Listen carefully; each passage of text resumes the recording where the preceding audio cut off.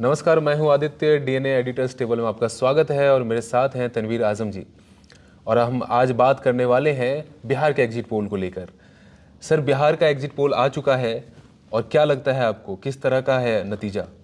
देखिए, बिहार के जो एग्जिट पोल हैं वो इस बार जो आए हैं, अलग अलग चैनल्स अलग अलग नंबर दे रहे हैं। जी जी। ठीक है, और ठीक है, वो सब अपना अपना सर्वे करते हैं, उनका पूरा अधिकार है। मुझे ऐसा लगता है कि बिहार में 40 सीटें हैं जी। पिछले बार 39 सीटों पे एनडीए जीती थी, एक पे केवल कांग्रेस जीती थी, किशनगंज की सीट। 39 सीटों का ये डिस्ट्रीब्यूशन था कि 17 पे बीजेपी लड़ी और 17 की 17 बीजेपी जीत गई थी। 17 पे जदयू भी लड़ी थी, लेकिन वो 16 जीती थी, किशनगंज वाली वो हार गई थी। और बाकी जो 6 सीटें थी वो उस पर रामविलास पासवान की पार्टी एलजेपी लड़ी थी और वो सब की सब सीटें जीत गई थी। इस बार जो बिहार की जो राजनीति है उसमें ये फ़र्क है केवल कि कांग्रेस और आरजेडी ये साथ में है, सीपीएम भी साथ में है और मुकेश सहनी की वीआईपी ये सब साथ में है। बाकी उधर बीजेपी जदयू वगैरह है।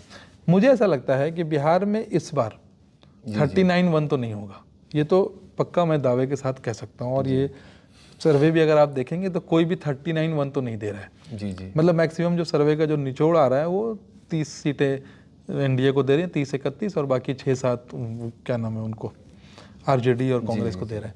मुझे लगता है कि बीजेपी अपनी 17 सीटें में से एक आध शायद हार जाए, एक या दो, 15 तो बीजेपी लाएगी। रामविलास पासवान के जो सपुत्र हैं, क्या चिराग पासवान जी, वो 5 सीटों पे लड़ रहे हैं। जी। मुझे लगता है कि वो 5 की 5 नहीं जीत पाएंगे। एक सीट उनकी फंस रही है, वो है खगड़िया की सीट। खगड़िया की सीट उनकी शायद, खगड़िया आरजेडी का भी स्ट्रांग होल्ड रहा है। बिल्कुल, खगड़िया वाली सीट शायद उनकी फंस जाए तो। और सबसे बड़ा जो नुकसान होगा वो होगा जनता दल यूनाइटेड को। वो 16 सीटों में मुझे नहीं लगता जनता दल यूनाइटेड 10 से ज़्यादा सीट जीत पाएगी। बिल्कुल। और ये जितनी सीटें घटेंगी ये सारी सीटें जाएंगी सिर्फ और सिर्फ आरजेडी के खाते में। खासकर जहां आरजेडी के साथ जेडीयू का डायरेक्ट फाइट है, वहां पे आरजेडी बहुत मजबूत है। आरजेडी शायद बीजेपी को डायरेक्ट फाइट में ना हरा पाए, एक आध पाटलिपुत्रा में शायद हरा दे निशा भारती। इस बार शायद थर्ड टाइम लकी जो बोलते हैं, इस बार शायद वो सीमांचल में भी मजबूत है, रामकृपाल सिंह को हरा दें पाटलिपुत्र। सीमांचल में आरजेडी बहुत मजबूत है, मुसलमान वोट बैंक सारा उनके पीछे खड़ा है। और ये जो आरजेडी, अगर पिछले बार 0 सीट थी आरजेडी की, बाय द वे, अगर आरजेडी 7-8 सीटों पे भी आती है, मेरा अपना आकलन है कि आरजेडी 6 सीटें मिनिमम जीतेगी। ज़्यादा का तो मतलब कुछ भी नहीं कह सकते, बाकी तो जून 4 को नतीजे आएंगे। ये आरजेडी की जो सीटें, ये सारी की सारी सीटें सिर्फ और सिर्फ आरजेडी क्या, बल्कि इंडिया ब्लॉक की जो सीट है वो सारी की सारी सीट सिर्फ और सिर्फ तेजस्वी यादव की वजह से, क्योंकि वो अकेले लीडर हैं बिहार के। अगर इस टाइम पे आप भी बिहार के हैं, हम भी बिहार के, अगर इस टाइम पे बिहार के किसी लीडर का नाम कोई पूछे तो सिर्फ 2 ही लीडर नजर में आते हैं। एक नीतीश कुमार, वो तो सिर्फ चीफ मिनिस्टर है बहुत सालों से, दूसरे तेजस्वी यादव। बाकी किसी पार्टी के किसी लीडर को कोई नहीं जानता।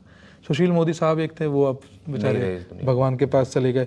तो उस तरीके से मुझे लगता है कि तेजस्वी यादव ने जिस तरीके से मेहनत की, देखिए एनडीए को हराना, बीजेपी को हराना आसान नहीं है। उनकी एक पूरी मशीनरी है, ठीक है, और आरजेडी के पास वो मशीनरी नहीं है, तेजस्वी यादव के पास वो रिसोर्स नहीं है। लेकिन उन्होंने जिस तरीके से रैली की, 200+ रैली, इतनी गर्मी में, बिहार में सड़कें नहीं होती ढंग की, धूप इतनी, मतलब गांव, वहाँ के गांव और इधर वेस्टर्न यूपी के गांव में बहुत फर्क है। हम लोग ये जानते हैं, वहाँ की सड़कों, प्लस उनके पीठ में इतना दर्द, बैक एक, कमर में दर्द, दवाइयाँ ले लेके पेन के, और जिस तरीके से कनेक्ट कर रहे हैं। बिल्कुल, मैं ये बता सकता हूँ कि जब अगली विधानसभा के चुनाव होंगे बिहार में, तो वो फाइट आरजेडी और बीजेपी के बीच में होगी, नीतीश कुमार कहीं नहीं होगा। इस चुनाव के बाद अभी जो रिजल्ट आएंगे, इसमें नीतीश कुमार के भी भविष्य का फैसला हो जाएगा। इनफैक्ट जदयू के भविष्य का फैसला हो जाएगा। मुझे जो लगता है जदयू शायद बिखर जाए और उनके कुछ लीडर बीजेपी में चले जाएं और कुछ लीडर आरजेडी में चले जाएं। तो अब खत्म करने से पहले, मतलब 40 सीटें हैं, मुझे लगता है कि एनडीए 28 से 30 और क्या नाम है उनका, इंडिया 10 से 12।